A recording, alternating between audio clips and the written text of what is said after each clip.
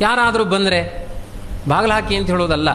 ಚಕ್ಷುರ್ದದ್ಯಾತ್ ಮನೋದದ್ಯಾತ್ ವಾಚಂ ದದ್ಯಾತ್ ಸಮಾಹಿತ ಉತ್ಥಾಯ ಆಸನಂ ದದ್ಯಾತ್ ಏಷ ಧರ್ಮ ಸನಾತನಃ.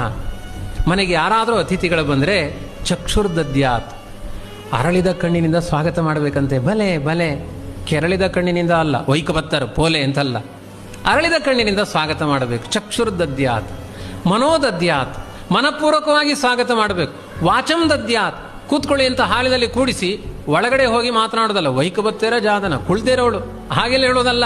ಮನೋದದ್ಯಾತ್, ಮನಪೂರ್ವಕವಾಗಿ. ವಾಚಂ ದದ್ಯಾತ್, ಮಾತಾಡಿಸ್ಬೇಕು ಅವರ ಹತ್ತಿರ ಬಂದು. ಏನು ವಿಶೇಷ, ತುಂಬ ಚಂದ ಮಾತಾಡಿಸ್ಬೇಕು. ಅವರ ಮನೆಗೆ ಇನ್ನೊಮ್ಮೆ ಬರುವಂತೆ ಮಾತನಾಡಿಸ್ಬೇಕು. ಉತ್ಥಾಯ ಆಸನಂ ದದ್ಯಾತ್, ಒಂದೇ ಚೇರಿದೆ ಮನೆಯಲ್ಲಿ ಅಂದರೆ ಎದ್ದು ನಿಂತು ನಾವು ಮಾತನಾಡಬೇಕು, ಅತಿಥಿಗಳನ್ನು ಕೂಡಿಸಿ ಮಾತನಾಡಬೇಕು. ಏಷ ಧರ್ಮ ಸನಾತನಃ, ಇದು ಪ್ರಾಚೀನ